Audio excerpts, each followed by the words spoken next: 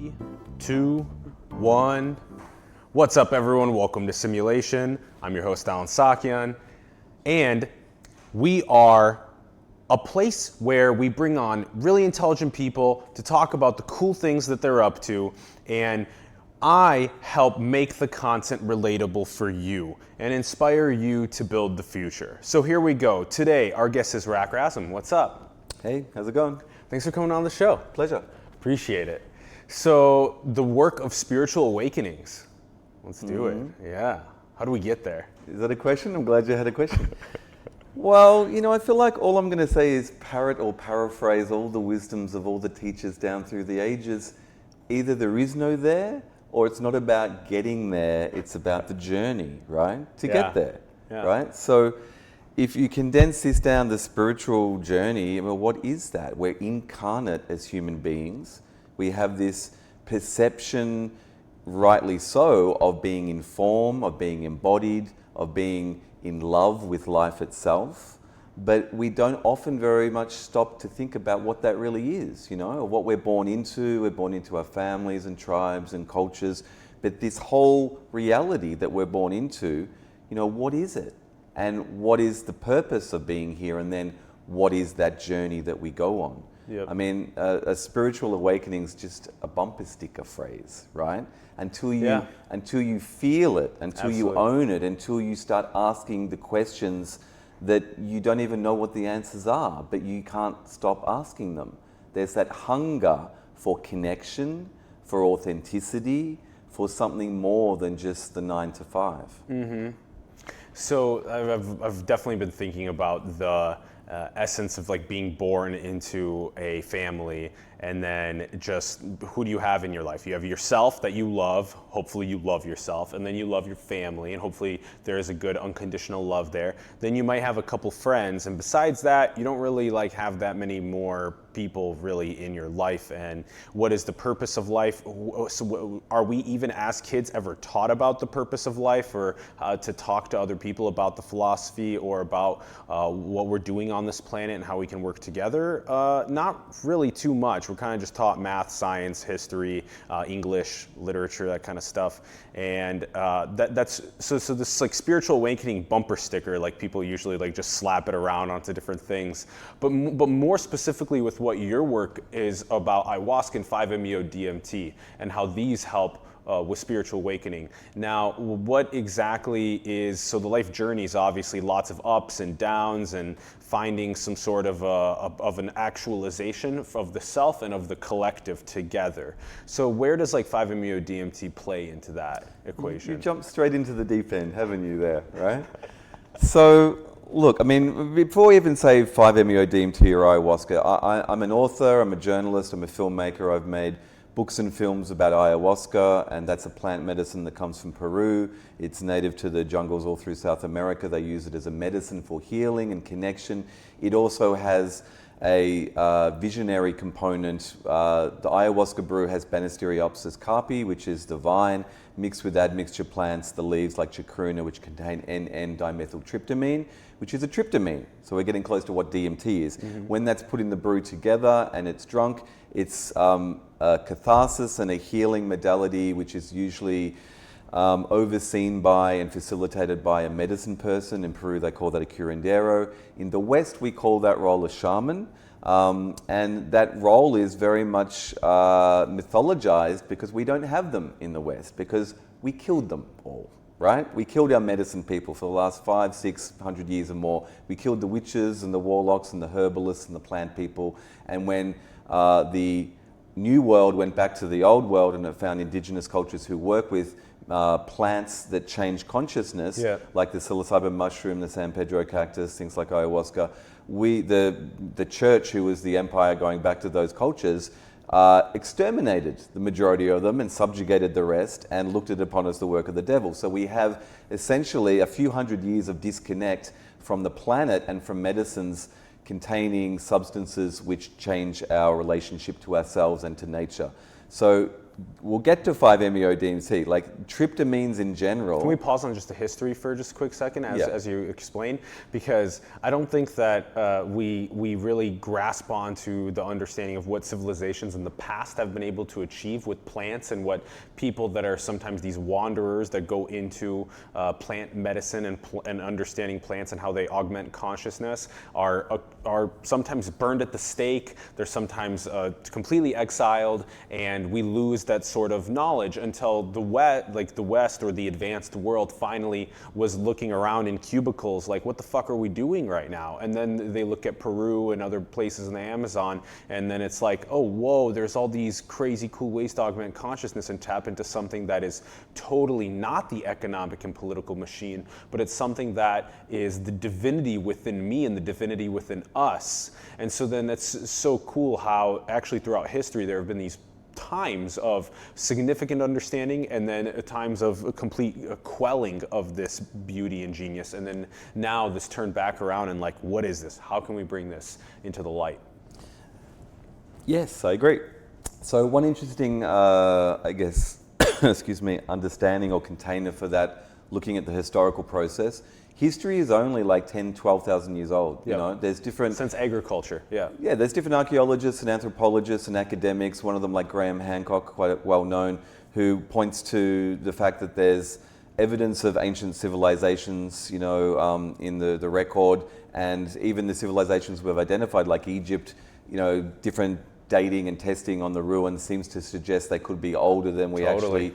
than the narrative story we've created for history. But his story, we know history is written by the victors, but it's not that old. But the human race has, you know, survived since time immemorial, and potentially we've had peaks and troughs of civilizations that have come before that no longer remain. Yes. But many indigenous cultures around the world who have been on the land, in Australia with the Aborigines, they say there's been 80,000 years or more of unbroken lineage on the land. And they have memory. They have memory which they pass down from generation to generation in the oral record of what happened in cyclic time. I mean, just like we have, you know, 80,000 unbroken years of lineage on one continent. On the land, on the land, for family to family, 80,000 years. You can't even fathom that anymore. Everyone's a transplant now. Yeah, well, we have a 5-year attention span at the most in modern Western culture. It's usually like a 5-second dopamine hit attention span in practical reality, right? But imagine what it means when, as a culture, you have a vast memory of what has gone before, and within that, this is where the wisdom comes from, the wisdom of being connected to the land, connected to the planet, connected to the species, and to be stewards of the land and to know right relationship, and to know that at certain times in large historical time frames, there are great earth changes. It's like there's seasons, right? Like the different world ages in the Eastern sort of traditions in India, in the Vedas, they point to things like the Kali Yuga, or different cultures say there's like a golden age, a silver age, a bronze age, an iron age, that there's cycles of time, right? So the Maya is a really interesting example. We had the peak in Western interest a few years ago with 2012, which in the Mayan calendar was 0.0.0.0.0 in their galactic calendrical. They had many calendars which seemed to point both within the Earth and the seasons, and also stargazing culture that knew what was out there. They said, at a certain coordinate out in space, they said was what they called Hunab Ku, the womb of the Great Mother. And in 2002, at those exact coordinates, NASA discovered a black hole, right? So current astrophysics, which is deeply psychedelic, right? I really encourage people to look into astrophysics. It's looking at the relationships between all the bodies, right? And so you start to realize that not just the planet and nature, but the energetic ecology goes beyond the atmosphere into space. There's like an I-band ribbon around the edge of the galaxy. Did you say that a the previous civilization, prior to all of our scientific advancements, was able to identify a black hole in the night sky? They called it the womb of the Great Mother. Now, this is what I'm getting at. The current astrophysics theory understands that the black hole sucks in all matter and all energy, but as it does so, it excites the event horizon around the black hole. And it actually then emits galaxy-wide jets of plasma that are built up from the charge of bringing everything in those jets of plasma discharge across galaxies and ignite space dust, which has component chemicals and like atoms in it. And they think that's now how stars are born. Oh, right? wow. So it's true. That's cool. The womb of the Great Mother gives birth to stars, which give birth to life, right? Planets, yeah. The Mayans also said that the center of Hunab Ku was the center of consciousness. So imagine their 0.0.0.0.0 in their calendrical meant that our solar system is pointing at the center of the galaxy. And when we're pointing at the center of the galaxy, we're going above the ecliptic of the galaxy, the middle point, and we're entering this arena where we're getting bombarded, just in astrophysics terms, by a whole lot more information and by bodies of stars and other entities. There's magnetars 100,000 times more powerful than the sun, every second bombarding the Earth. So in the energetic ecology of all these bodies, they're feeding each other, and we're now getting more signal, as the Mayans would say, more consciousness. So my pet theory, right? I mean, we're talking about Australian Aborigines before, and so many indigenous cultures, all the, what we now think is primitive, but they had these amazing capacities to engage with the Earth and with the stars, understood cyclic time and world ages. And in the world ages, there's fluctuations of consciousness as well. So my theory essentially is, an Australian Aborigines like to call this dream time, right? And I've been privileged to sit with people that have been initiated into Aboriginal culture, which is a very privileged, esoteric body of information, and they don't let a lot of stuff out, but they essentially say the dream time is coming back, which is understandable if you understand we're going through phases of time in the world ages, right? It's just natural. And so it's like fall, winter, spring, and summer, but on a galactic level. Yeah. So what we're now the phase in, all of history has been one bar signal, one bar, right?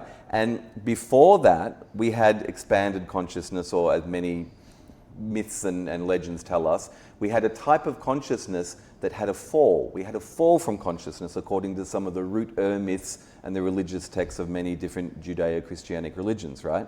If we marry that with a dreamtime consciousness, indigenous understanding, it points to the fact that we used to have more capacity, right? But it comes back to what is consciousness. And if consciousness is not just something epigenetically centered in the brain, that we're producing consciousness, but we're receiving consciousness, which to this day scientists cannot say, they cannot discredit that theory, right? And it seems to be that there's a tipping point that more people are coming around to the idea that the brain is a receiver of consciousness as well as a generator within its field. Totally. So imagine, 26,000 years was the Mayan grand orbit around the galaxy. So within the quadrants of that, we've gone from what I call 5-bar galactic Godhead signal, like 5-bar signal, down to 1 bar. And at some point, we had the fall of consciousness and we lost the plot, right?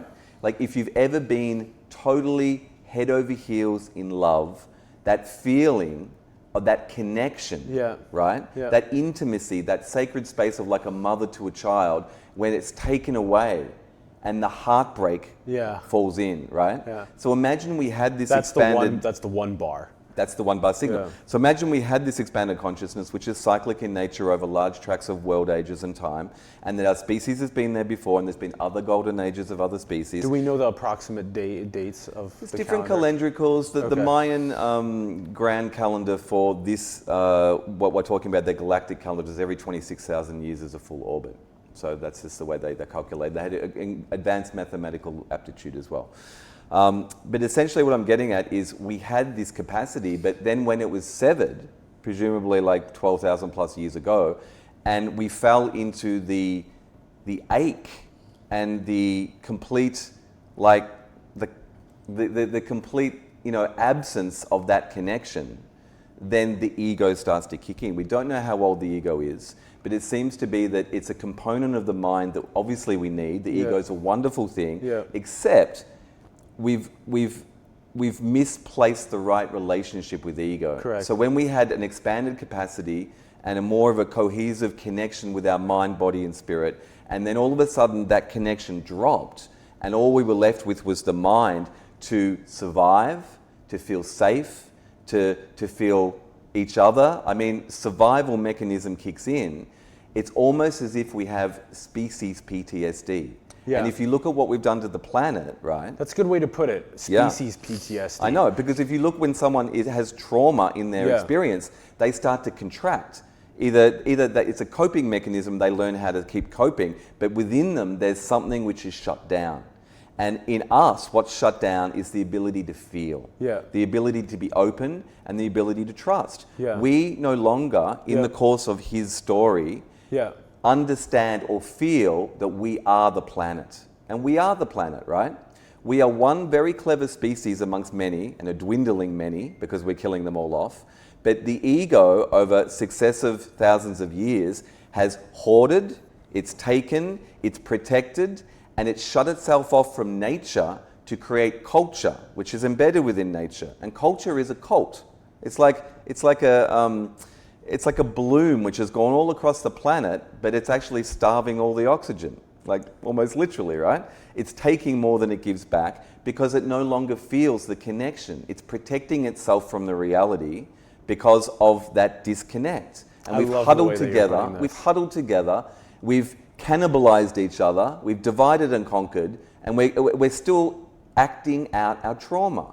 And that's all of history. Okay, let's unpack, because we have this transition from maybe feeling a lot more and loving and trusting, and then we transition to this state of like kind of like ego and money and power and greed and corruption and logic and man and history, masculine, and now we're kind of and there's been a lot of like creativity and innovation, like computers and smartphones and like penicillin and antibiotics and all these cool things that have helped us a lot.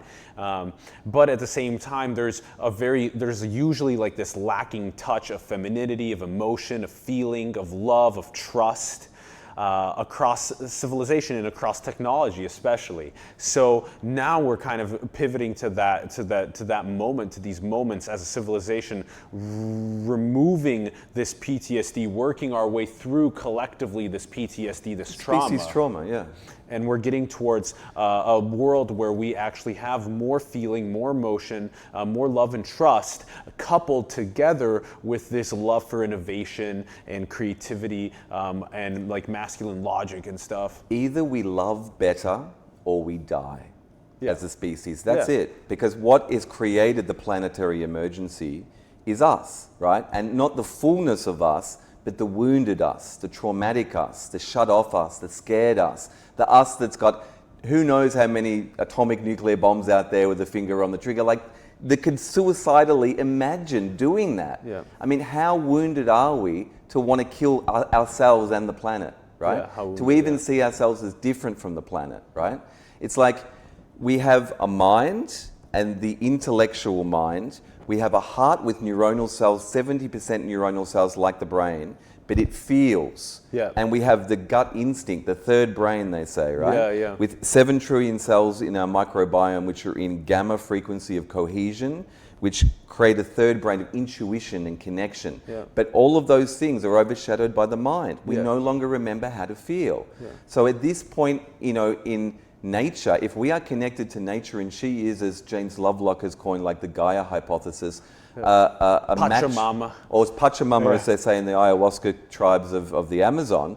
The earth is an alive, intelligent, loving entity. She's the mother. She is. Right? Yes. These And she are- breathes. If you look from satellites, you see the polar caps coming on and I turning know. off. The more you slowly look melting. into science, I mean, you look at the really good science, people like Carl Sagan or someone like that, who Yeah. really get the Totally. interconnected interdependentness of the world. Totally. And it's psychedelic. It's It is psychedelic, psychedelic. and it's sacredelic. It's fractal, right? it's sacredelic. Sacredelic, Yeah, right? yeah. Because they understand that the impossibility of life existing in the womb of this planet is astronomical. Like, it shouldn't happen, and yet it does. I forgot to mention, you mentioned nature versus culture. And it's literally metropolises have become cults. It's crazy. As we talk about simulation theory, on what other rocks orbiting stars has civilization evolved to concentrate in these 10 million plus congregations of people that live like one on top of each other in these massive skyscrapers without any like redwood trees or rivers or biodegradables that are the only way to live. So this is so weird that we've taken ourselves away from nature with so much. That's why I think one of the reasons why so many people live in fucking San Francisco, because the ocean's right here. You can get as close to a metropolis while also being right next to the Pacific Ocean. And so that way you can have like a little bit of like this is why the network effect's happening here, because of course, all the big brilliant tech companies and stuff, but also like you're right next to the damn ocean. So it feels like the culture is at least right next to nature. You know, they say like cities are a virus, and the thing is, because we're so ego-identified, because we're so contracted into the ego because of the separation, right? It's like everything we see comes from this way out, and it's as if even though we're starting to understand quite deeply the scientific principles and the natural rhythms and understand the world we're in, we're still seeing it from being embedded within it, and it's not really often we can understand that those emanating principles of consciousness itself, like with the Maya saying from the center of the black hole, from the Hunab Ku, that consciousness is like a broadcast signal. Now, some of the better scientists and quantum physicists and people like that are getting very close to Eastern mysticism in this idea and agreeing the fact that, you know, consciousness is like everything has consciousness. Yes. Everything is like Panpsychism. interconnected. Yeah. Everything is like a manifestation, you know, from some central source. The dog definitely does. I mean, the dog has emotions that are, cats have emotions that are very fucking clear. And then plants, on the other hand, you know, can't really tell about emotions, but you can tell that there is something going on with the power of the sun and water and slightly soil. questionable photovoltaic skin response tests with plants, like hooking them up to, you know, these devices which register electromagnetic frequencies, and apparently, you know, the plants do react to pain and to negative circumstances type things. In the Amazonian tradition, when I went down and studied and trained with the Amazonian curanderos who work with ayahuasca, there's also vegetalistas, perfumeros, there's different gradations of healers. Vegetalistas and perfumeros. Well, without digressing, this is so interesting. There's gradations. It's like you have a GP or your brain surgeon or a pediatrician. There's different degrees of doctors who work with medicines, but they don't just work with psychoactive medicines, but what they do understand is to listen and hear the signal of nature, like the song of nature. You have to purify your body. You have to become subtle enough to pick up the vibrations, because our ego and mind is so strong, it's just blocking out the signal. So they undergo a rigorous dieta, giving up sugar, salt, oils, meats, things like that for, if not years and decades, when they're training to be a curandero, a shaman. So they can be so sensitive to nature, and they do it in isolation, so that they can feel, they're resensitizing their whole organism, not to be thinking, but to be feeling, because the human organism is perfect. When a baby pops out, right, and the miracle of creation, that pure soul coming down, incarnating in the form, it is perfect, and it is receiving full signals so much that it can't focus on being in ego. It takes a while to adjust and to grow that ego and to be entrained by the parents, you know, apart from those crazy wolf children who live with wolves and, you know, Anyway, most people are born into, and it's passed on, the habit of ego, but it's not necessarily something we have to take on board in the same way. But what I'm getting at is... We need to talk about this, because this is where we were kind of getting at, and I want to make sure we get into some of the actual medicine. So, okay, so we have consciousness, we have the feeling of, we have the thinking, and then we have the feeling of the heart, whatever's going on in our gut and our microbiome with the bacterial cells. And so then there's just this whole other aspect of our body that we're just normally not tuning into because we're thinking all the time. Now, how does medicine like 5-MeO-DMT, what does it do to the ego? So the traditional psychedelics, LSD, even, I mean, they use this new term entheogens, which means to awaken the divine within, and from the Greek, and psychedelics is to open the mind. So they've done legal tests in the last decade with EEG machines and MRI machines looking at the brain and what happens when you take psychoactive substances. So with LSD, psilocybin mushrooms, things like that, what they've discovered is that these substances switch off different regional clusters of the brain called the default mode network, right? The DMN. Yep. And it's not that the substance is actually having the expanded consciousness effect. It's that it's switching off the filters in your brain, stopping you from having the expanded consciousness effect all the time. Yep. But that spectrum of full consciousness is always there. And sensitive people tune into that. In tribal societies, they don't have crazy people. They have sensitives who they train to be in service to their community and to be the medicine people, to bridge the realms and to speak with the spirits on behalf of healing of the people. In our culture, we medicate them because we don't want the sensitives, because we don't want to know about that, right? So that's the traditional psychedelics, but what it points to is the fact that the brain is a receiver of the signal, and we're very fastly learning with neuroscience and shamanic techniques in this decade and more, that we can alter our consciousness consciously with intention, and we can optimize and we can tune in to the greater energetic reality that has always been around us. So typically a child is born with full capacity to tune into the signal, the full conscious ability to do so, and then being immersed into culture, into the environment that we have in these metropolises, usually that signal is then squelched and brought down a lot, and then we are running in the default mode network, we're running in this logical structure of economic and political machine that we don't frequent enough the full array of signal that's available of the interconnectivity of different ways of thinking and perceiving the world, of understanding the cosmos and our relations with one another through our hearts and our guts and everything else, that then it requires some sort of we can get it without the use of psychoactive substances or without the use of deep meditations.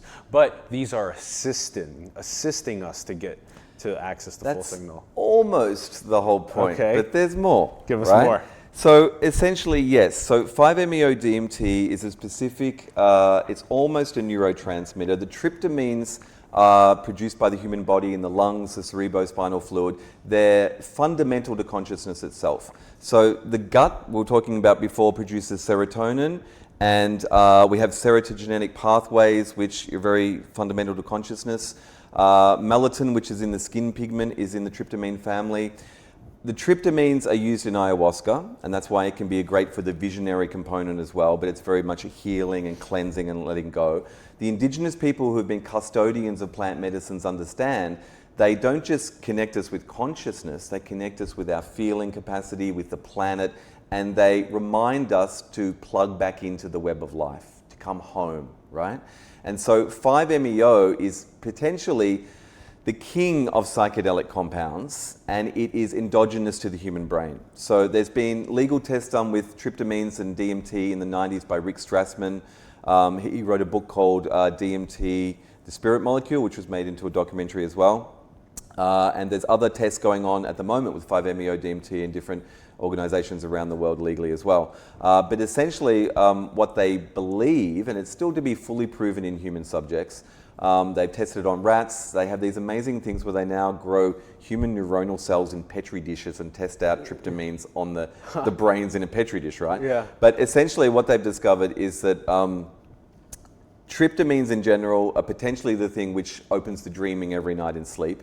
At peak experiences like birth, death, and near-death experiences, they seem to be the chemical catalyst for taking us into the emotional, visionary component of these experiences. So all through time before the 20th century, when we started to develop electromagnetism and polluted foods and degraded environment, sensitive people and more people used to connect to, source consciousness, the big G word, have a feeling of connection or have a sense, even people who have near-death experiences see that white light tunnel, that sense of going back to home. We have the capability, we're designed to connect to these deeper realms within ourselves, yes, because everything's interconnected. But it's been degraded over time, not just the one-bar signal, but our lifestyle, our habits, our egos have degraded our electromagnetic capability to receive the signal at full 5-bar which is why potential. mystics still go to caves in the middle of nowhere and just shut out the world and go in. Or if people are in nature, they feel better. They feel like they can receive and they can open more because they're not getting degraded by civilization. Civilization is killing us, if you haven't noticed, right?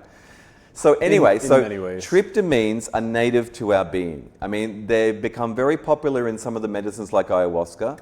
There's another medicine that I work with in countries where it's legal. I lead retreats over in Mexico, as well as ayahuasca retreats in Peru, which is the Bufo alvarius toad. Now, this toad comes from the Sonoran Desert in the north of Mexico over into Arizona. It contains 17 or 20 different trace elements in its glands. There's over 400 species of toads in the world. This is the only one which contains 5-MeO-DMT. So there's not an unbroken lineage like there is with ayahuasca in the Amazon, but there is a modern lineage of Mexican modern people using it, having reintroduced it to some of the Sonoran indigenous tribes of Mexico. And it is very quickly spread across the world in the shamanic communities of the West, piggybacking on the popularity of ayahuasca and other entheogens. Because it feels like it's time for this. Because the experience of 5-MeO, which is the experience that meditators can have without an external catalyst, is to reveal essentially that we are the medicine. I feel like there's been a whole generation in the West. I mean, this goes back, I mean, how long's a piece of string? But you could go all the way back to the 60s and LSD, which basically had to come through the lab and help open the mind. In the 80s, ecstasy came and helped open the heart. In the noughts, plant medicines, including ayahuasca, came to clean out the entire body and to reconnect the soul. There seems to have been a stepping stone over generations, which is very short in Gaian time, in planetary time, of if we're killing the planet, she had to get back through to us, right? Yeah. I almost feel that the human species is like one strand in the planetary biome, you know? Yeah. It's like we're one strand. All the species are like a microbiome in Gaia herself, and we've gone off. And so she's trying to regulate that strand that's gone off. It's like, where are the probiotics? I know, I have all these substances that she secretes. She secretes the psychoactive substances, the mother. These are not illegal, these are the plants. And it is the most hubris sort of assumption to think that plants can be illegal. It's like saying it's like saying life is illegal. But it's because people in the past have tried to control consciousness. And you know, Richard Nixon, 1971, post-60s establishment, you know, blowback against the acid revolution. They still do. They're still trying to do that. You say people in the past. Well, look. I would like to say that the war on consciousness is over. Consciousness won, right? Consciousness won. Bad guys not nil, right? Essentially, there's been push and pull, which is what always happens in culture and civilization. There's elements which are more progressive and elements which hold back. Yada yada yada. Those binaries. But essentially, there's been a stepping stone getting us ready for, essentially, I believe, the 5-MeO experience. We've gone through the 60s revolution, the consciousness revolution, Palo Alto, Silicon Valley, Ground Zero, all these. Basically, I feel psychedelics acted as a psychic lubricant to stretch our minds from linear white picket fence 9-to-5 reality, so we could bring through these technologies. I mean, people say, where do ideas come from? You know, if we are receivers of consciousness, it's like when it's time for a telephone, it's time for a telephone, and multiple people get the idea at the same time. I like how you described it as the microbiome of Pachamama, of Gaia.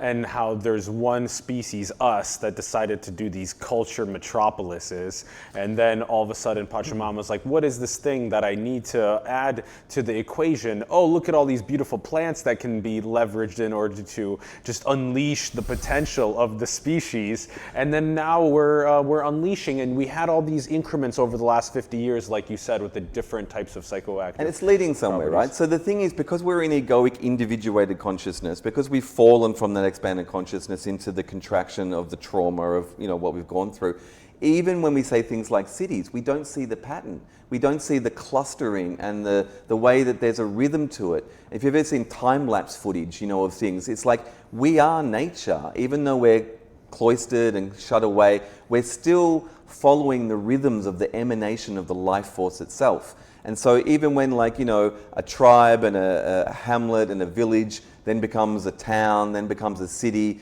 it's scaling up, but there's natural principles at work. And we think that we're just doing what we're doing, but we're following a natural rhythm. We're not in control as much as we think we are. It's like it's the ego which is always trying to help us survive, that thinks it's the center of everything, which the ego's not, but anyway, we'll get there. So what I'm getting to is that there's been a gradation and a relationship from the planet wooing us back, right? And it took like 60 years for us to go back to the garden, to go back to the plant medicines and the entheogens versus the lab chemicals, but we had to start somewhere, right? Each stepping stone is leading us further and further into a Gaian intimacy with nature herself. And at the culmination and the apex of that is where we find ourselves now. The toad medicine, and synthetic 5-MeO has been around for quite a few decades as well, but it is the strongest ego-dissolving thing we have. And this is the really interesting thing.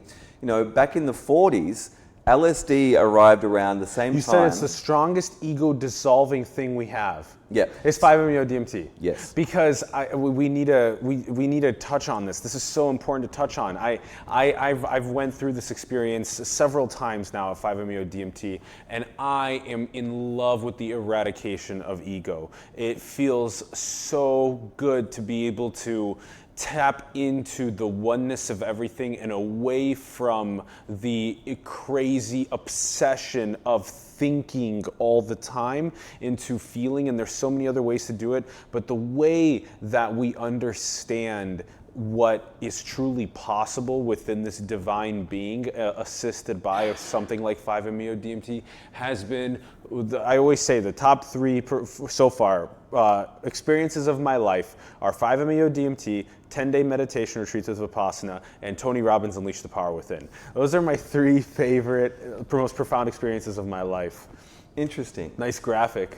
Yeah. What I was going to say is that psychedelics are often called ego-dissolving materials. This is that signal that you were talking about. Look, right here. that's a classic 5-MeO experience, of the tunnel, the white lighter. So here's the thing. I'm not here to promote the use of psychedelics or 5-MeO-DMT or toad medicine, right? But what I understand from my relationship as a journalist, author, filmmaker, and Ron, can you pull up of the 5-MeO toad? Just pull up 5-MeO toad, the Bufarius toad. Yeah. Yeah. Oh, you already have one ready. Yeah. What I understand So it's is secreted right here from this gland, right here? So there's glands around, there's parotoid glands around the neck, on the legs, and on the feet of the toad. Okay. And it's not something to go out into nature to seek out because it is a living creature. And if you disturb it in its environment, you could kill it or you could upset its cycle. Human touch on the toad can transmit viruses. It can be not good for the toad as well. Totally. It's something that's very sacred and it's very dangerous in the Sonoran Desert with narco drug trafficking around the north of Mexico. So there's a built-in protection for the toad as well. Sustainable sanctuaries, farms that exist that keep them in very good Not yet, conditions. but there is a growing network of people who do honor the sacredness of the toad and see that there's a need to protect it. This girl at the Michael Pollan event stood up in the Q&A and yelled. She was like, if anyone's looking for a toad sanctuary person, that's me. And she stood up and yelled it. And I was thinking for a second, I'm like, how can we just gather like 50 or 100 people that are all in this space, all with her, and just have them all work together and figure out how to do it? We want to help with this process as well, so bad. Okay, continue. So essentially, the toad medicine with the 5-MeO-DMT isn't the only substance out there which affects our consciousness. And I'm not saying that people have to take these substances. What I'm recognizing from my own journey is that nature is psychedelic. Nature is sacred. Yes. And we are so disconnected that we think of ourselves as separate from nature, that we think we are taking ayahuasca. And we are, but we're not separate from the planet which creates ayahuasca. Yeah. And so people say like left-hand path, right-hand path, these things are not good. It's like we have a planetary emergency that we are largely responsible for in our egoic, function. Yeah. And time is pretty short, right? Yeah. And so you can get to these spaces of non-dual consciousness and of lowering the ego by meditation, by other practices, by breath work, by tantra, by meditation. And these are wonderful. All paths lead to central source.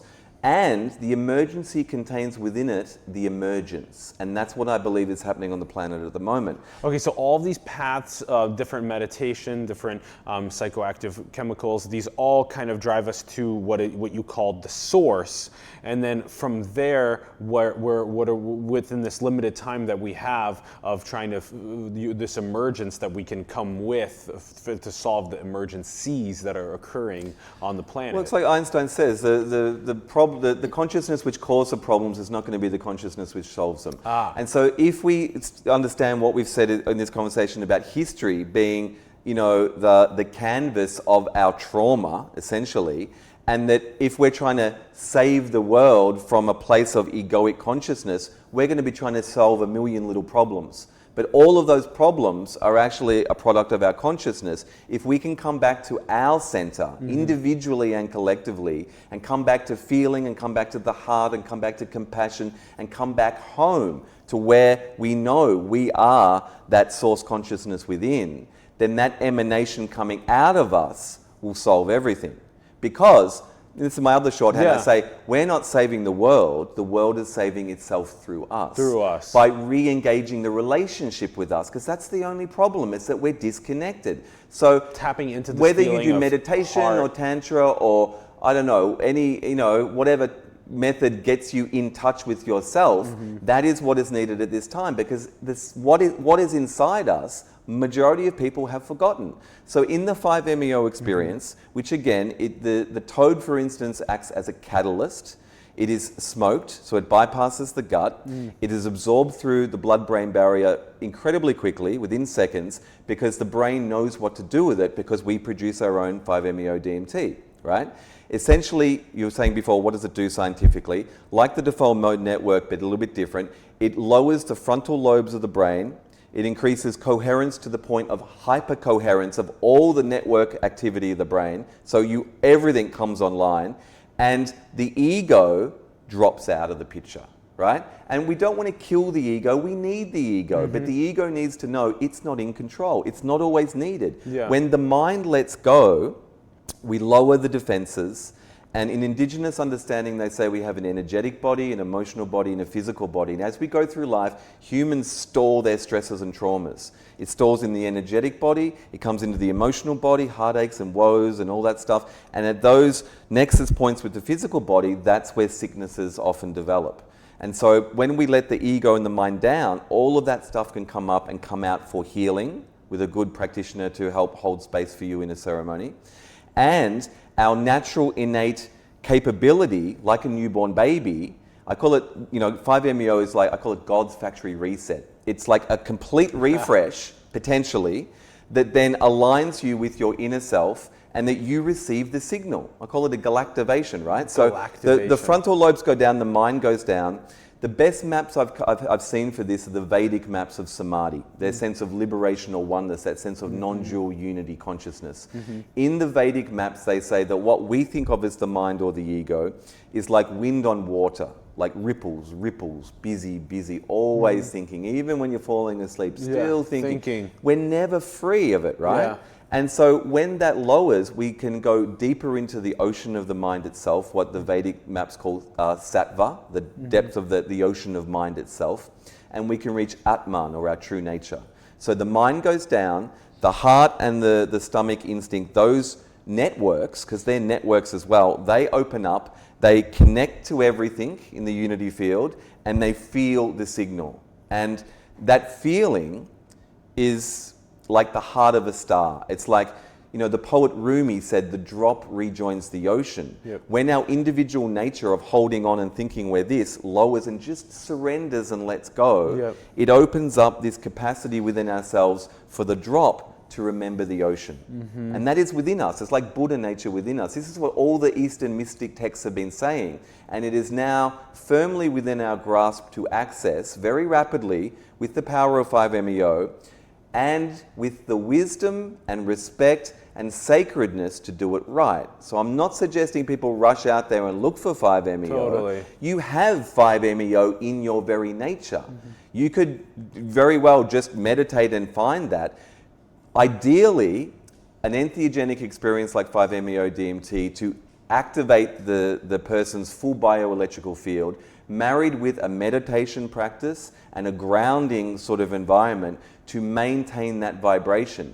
Because people find once they've had the 5-MeO experience, it doesn't necessarily go away. This isn't a tab of acid you take and it wears off 8 hours later. This is your deeper being revealed. And then when the mind comes back online, and it does, the mind's there, but anytime you learn to lower the mind and the defenses, that vibration is still active within you, right? And it's like as more and more people come online and have their activations through whatever method, through breath work or Tantra or 5-MeO, it's like more and more people are connecting, and I call it a Samadhi mesh network. The signal gets stronger the more people will have this experience, however they get there. It's almost as if in the season of consciousness we're in, we're receiving 5-bar signal, like things are getting really interesting on Earth. So the emergency we're seeing is a direct play of form of our egoic construct over time coming to a crescendo, and it's not looking good, right? Don't attach to the outside form, come back to the feeling, come back to the heart, come back to the compassion, come back to your true nature. It's perfect.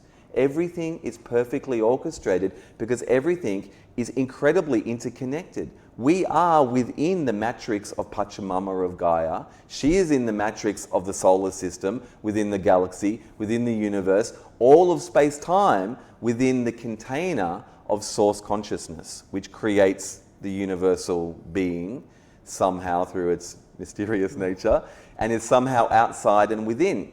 I never used to be, but I do consider myself a mystic because there's no other language I can have to describe this. I'm not even necessarily drawing on the maps of old. I've come across them, but if and when you have this experience, it reveals itself to you in ways that are beyond words and beyond language, in feeling, in a knowing, which just downloads and is received, right? That's why I call it the galactivation thing. Thank you. That's our 15-minute time. All right.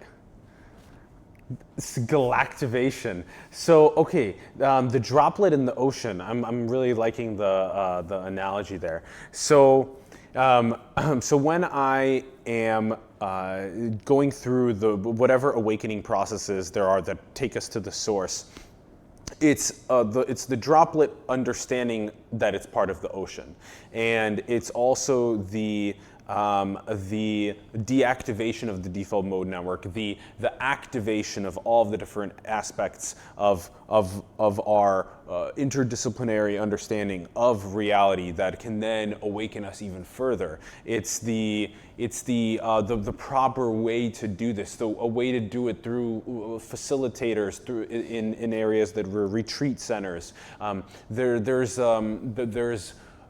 It's a medicine. It's a healing process. And the world has PTSD. It's Earth PTSD. That's species PTSD that's going on, and we're going through a process of understanding, feeling, tapping back into our hearts, tapping back into our guts, tapping back into our bodies, and being able to feel and love and trust. And in doing so, we're going to be able to prosper collectively in a much better way. Hopefully. Hopefully. Well, we gotta work on it, because like you were referencing, it's like we are Pachamama, we are Gaia, we are everything together. We've just forgotten who and what we really are, and we've been telling ourselves a story for tens of thousands of years here, and it's not a good story because it's blocked us from the greater story that we're in. And it's time to come home to that greater story, you know? Like all paths, basically all religions at their core know this central truth at the heart of the story, the mystery at the heart of the story. And the mystery is alive, it's well, it's radiating the signal, and it wants us to know that. And everyone, to their own capacity, I mean, you said at the start, this awakening thing. It's a New Age bumper sticker. It's another phrase, right? Yeah. What is the awakening? It's a verb. It's a doing thing. It's a process. It's a relationship. So I like to think that if we're in this cosmic season and we've shifted gears since 2012 and now we're in the new ecliptic and all this new energy is coming in and everyone's feeling it, and it seems to be that planetary civilization is collapsing in front of our eyes, and we're getting more and more denialist about that very fact. Yeah. At the same time, you know, there's the analogy, you throw a frog into a pot of boiling water and it jumps straight out, but if you slow boil it, it just stays in the water and it dies alone. That's what's happening. We're slow boiling on planet Earth. But some of us are freaking out and waking up. The pressure is like coal being squeezed into diamonds, right? But very, very fast now. That pressure that's happening on planet Earth is the awakening process. And you don't need any medicines to do it. We are the medicine, But life will find a way to break you open, right? Because in that trauma, in the wound, in the opening, that's when we can release and we can let go and we shift and we change. And we're not going to change. We've proven we're not going to change unless we get a slap in the face as a species, right? That's what's coming. It doesn't necessarily have to be apocalyptic, but it is going to be transformational. So everyone's feeling the energy. It's almost like when you're out camping, you're in a tent and sunlight comes over the cliff and it comes, it starts warming up. Some people get up, they meet the dawn, the early adopters. Other people are like, no, I'm awake, no, I'm going to stay here, I'm going to stay here. But you're feeling it. Everyone's feeling that something big is happening, right? Big awakening. The big awakening. And everyone comes to that at their own time. You cannot awaken anyone. People awaken when they're ready, when they trust, when they feel like they can open. So more and more there's been a generational tsunami of interest in the shamanic medicines, in the plant medicines, in the toad medicine. And they're very quick pathways to very rapid awakening. They're not for everyone. But as more and more people do awaken through whatever pathway, a critical mass of that vibrational awakening people is coalescing. And that's forming, I think, like something, the Samadhi Mesh Network, the idea that, some people are holding that vibrational frequency, So as a journalist, I interviewed this religious scholar almost 2 years ago, and he was telling me about the Rig Veda and their Soma and their entheogen they had. This is the Indian holy book. 2/3 of it mentioned the psychoactive substance which they revered called the Soma. But through that, essentially they had eventually a golden age, but they had a society potentially which understood these different levels of samadhi or egolessness states, non-dual egoless states, right? So here's my little condensed metaphor. Imagine thousands of years ago you have a monastery, and in the monastery there's like village around it, and they're in a blissful everyday vibration. Inside the monastery you have a level 2 vibration of like non-egoic, tuning in, meditating. You have a third ring of people in the monastery who what they call Sambhoga, bliss body, level 3 samadhi, feeling, lowering the ego, feeling that connectedness in the web of life. Then you have people that are in stage 4 samadhi, concentric rings within concentric rings. They're in basically what they call, stage 4 is like the witnessing, when the mind goes all the way gone and all you can hold is the enormity of source consciousness, the oh my God, oh my God, oh my God. But there's no thought, it's just receiving the signal right on the event horizon of deep source. And there's one monk in the center of that monastery within the concentric circles of the other layers of consciousness who has given his whole being up to God. To stage 5, what they call seedless samadhi, no attachment, fully letting go. And interestingly enough, this is based on some of the ancient texts called the Kama Sutras. No, not the Kama Sutras. It's by Patanjali, the Yoga Sutras. Yoga Sutras. Kama Sutras related. It's for sex. Well, the Yoga Sutras are actually all about energetic activation and tantrically in the body and all that as well. All those Eastern mysticism stuff is very good. But essentially, these texts say that sutra is to weave, to make a weaving. So essentially, what they were saying was vibrationally, energetically, there are levels of consciousness, not in the mind, but energetically in the being, which go from us to deeper astral levels connecting up to source. And when we dip into that fully and come back, we make a weaving. And we then therefore anchor a little bit of that more higher vibrational, higher bardo, heavenly rat into the earth through our bodies. We are the vessel. So people that have had the 5-MeO experience, I like to say to them, your body is a temple, it's not just a bumper sticker. Again, New Age bumper sticker. Is that this is designed to hold that vibration, that source conscious, like the newborn baby. And you're stitching right back into the society's fabric. You're coming back in, but then your energy is affecting everyone around you. Everything affects everything else. When you fully open into these levels of samadhi, you create a singularity point, like in the heart of an atom or in the heart of the black hole, like Hunab Ku again, where consciousness can emanate. And the relationship then, when the ego comes back online with the heart and with the gut instinct and with the whole body organism and with source consciousness within, over time shapes you to be calmer, to be less reactive, to be more open and more connected, like optimize your entire being. And then we start to shift from an egoic culture Or they say it goes from ego to we go. To we go. We go, Yeah, right? yeah. So it's about all of us. It's about how can I help? How can I be in service? Yep. How can I see and feel, right? To feel that you are another I. And Yeah. that tree is another I. Yeah. And that Pachamama is me. That I am in the mother and I am one of the microbiome of the planet. And we're all in this survival game together. And that is what's going to change the world. The consciousness of us remembering who and what we really are. So well said, Rack. Oh, man. And there's this delicate kind of balance that we have to have as we move forward into that, which is that sometimes the ego does have to rise up and have to be a part in building that future of we go, because if we don't do that along the way, As you say, dreams don't work unless you do. Yeah. But first you need the vision. First you need to remember what the goal is. And really, people say, what's life all about? It's like, it's about being. It's about remembering that we are this temple, we are this construct, this simulated construct to hold this information. I believe that source consciousness didn't make the whole reality just to watch it from the outside, like another episode of the Kardashians or whatever, right? Kardashians, I never watch it, right? But it's like, it's grooming the vessel to inhabit that consciousness, to then express that consciousness. Like the mystery and like the Mother Earth, like all of reality, we're not just connected to it, we are the center point of that. We are the fulcrum point of that. And it's starting to get very juicy here on planet Earth. Yes, it in is. what we can do with that. Yep. Both through technology and neuroscience and shamanism, what I like to call neuro-shamanism. Neuro-shamanism. Because I love potentially, it. once you've had this experience through whatever modality of recognizing where the on switch is, and it's mapped, science. There you can people use go, neurofeedback oh. and meditation Now and it's the science. ancient techniques to anchor that ability, right?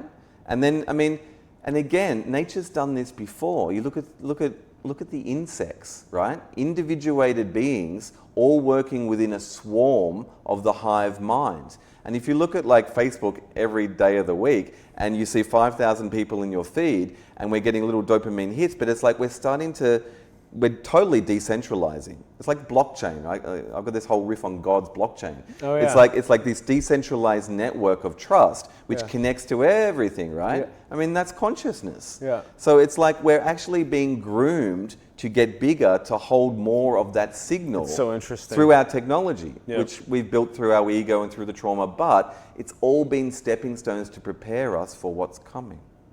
Yep, because there's what's coming is going to require all of the journey that we're putting in right now to be in a beautiful light, a functioning light, leveraging technologies like blockchain, distributed and decentralized technologies.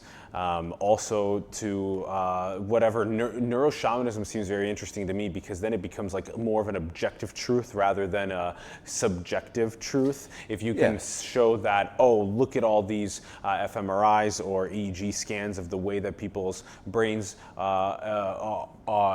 what they exude when they're on these different experiences that guide towards the source, and look at what they do, what they feel when they leave. They turn into we-go. They still keep some ego for execution and stuff, but it's all about the we-go together. Unlike the 60s, we have the technology now to fully understand what these substances are doing, and not just the technology, but I think we have the emotional maturity to handle this as a culture.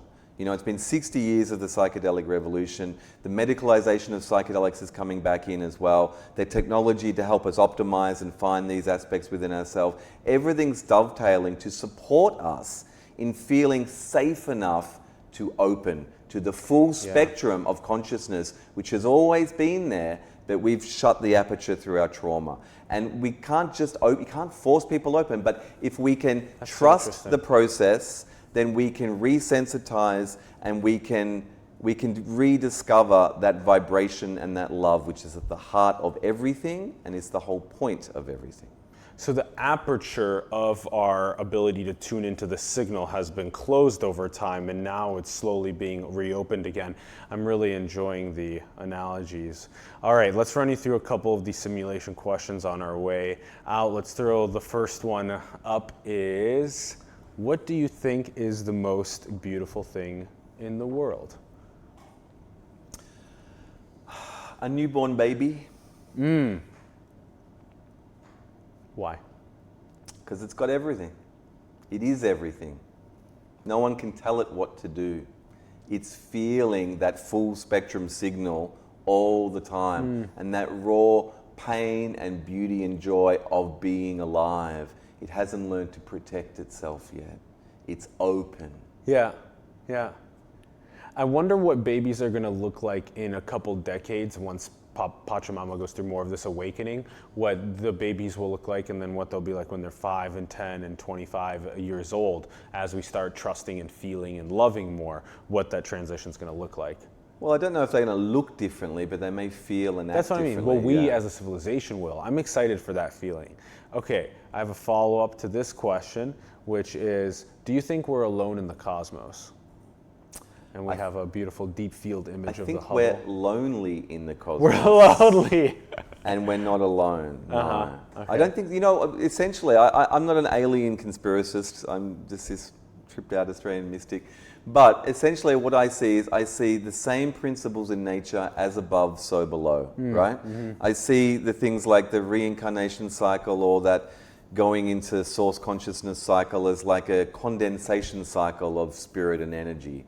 And I think that, and I feel and I know that the energetic envelope and the principles of nature extend beyond our planet to all the rest of the universe, right? And, it's like if life can happen here, odds are life can happen with the right conditions anywhere. Totally. So I don't believe we're alone. But we're lonely. We are lonely because, again, we've shut off. Yeah. And we want to connect. And also, we don't even understand what life is. We think it has to look like us, It's like, I think there's other lonely civilizations out there that maybe have got it together enough to look out for their younger brothers and sisters and to reach out, But again, you can't awaken a species before its time. So when we awaken, then we can hear the signal and they can come in. What do you think about this? This is our last question. Do you think, and look at this, you see how it's interesting, we have a little little delay going on there too. I think I saw this on Rick and Morty. Yeah. So what do you think about stuff like this? You see how there's that delay going on. Do you think we're in a computer simulation? This has come up for me quite a bit lately in San Francisco, talking with people about this, but it's just another label. Like in another language or culture, they'd say samsara, they'd say the illusion. Yes, we're in this. Yes, this is real. And it's an illusion in the sense of it's not everything. It's not what we think it is. Even in quantum physics, which can be grossly, misquoted and misaligned, but they have this idea of the implicate and the explicate, and that there's an originating reality which is projecting this whole reality as a hologrammatic sort of projection from the originating reality. So, yeah. I think so many systems, so many religions, and so many paradigms basically all agree that we're a simulation. It's just that we've created a new label for the meme du jour, right? And we say it's a simulation. And it's like, it's a simulation. I would say, what's the purpose of the simulation? Why do we incarnate, and why does it run an algorithm to create life, to then create more and more and more complexity, to then create more and more quest for meaning, until we get to some point where there's got to be a purpose to the simulation. And then maybe it is just so that we can run one ourselves and then look at ourselves in that same moment and be like, now we just made another layer to the whole thing. Indeed. The beauty of 5-MeO DMT and the beauty of the whole journey of opening up that aperture and getting more of the source into ourselves, and then raising our own vibe so that way we can vibe better as we go moving forward. Yeah. And, you know, I'd just like to remember again that this is a process underway, it's a relationship, and these have all been a lot of pretty hyper-condensed concepts and words which have been feeding the ego and the mind, right? And this is something like falling in love. We could be here talking about love and sex and what goes where and all the terms and the labels, but to do it and to feel it is the whole purpose of it. Exactly. Over-intellectualizing things is not going to get us to the actual feeling of the heart and the gut and of love and trust and we go. That actually comes from the practice of experiential wisdom, like you're an experiential journalist, and that way you can actually get to the point of feeling the true source within you and then also within us together. Yeah, and that's the thing. It's like when you start to fall in love, I mean, maybe one partner or the other gets more of intensity, but the thing is, there's a moment where you have to be vulnerable, where you have to trust and you have to go with the process. And some people have been burnt before and retract and have all their layers and, you know, issues or whatever, but there's a point within which you have to let it unfold and unravel and unroll and enjoy that, right? Yeah. So it's the same with consciousness. There is a process underway and our minds are only going to get us half of the way there. We have to open the heart and we have to feel and we have to trust that it's not the ego, it's the we-go that's in control, and that's what's coming through. Oh, bless evolution in that we even got to this point, and bless us as we move forward in this world. And bless people like you for doing work that's crucial. Thank you, Rak. Thank you so much for being on our show. It's been a pleasure. With us. Thank you very much. Gracias. Greatly appreciate it. Thank you, brother. Yes, thank you, brother. Everyone, thank you so much for tuning in. We greatly appreciate you. If you guys had a good time, make sure to subscribe. Leave a comment below with some of your thoughts. Make sure to like, share the content with other people, and make sure to build with it. You know, we always say that. And if you are to experience psychedelics, make sure to do them responsibly, do them with facilitators, and do them in a very trusted way, please. Also, let's get there together. Let's build up our following, our subscribership. Join us on Patreon to help us grow. And links in the bio to all of Rak's work, Aya Awakenings, Shamans of the Global Village. Very, very good content. Go watch that content. Please support him in his journey as well. Thank you, Ron, our producing partner. Thanks everyone for tuning in. We greatly appreciate it, and we'll catch you soon. Peace.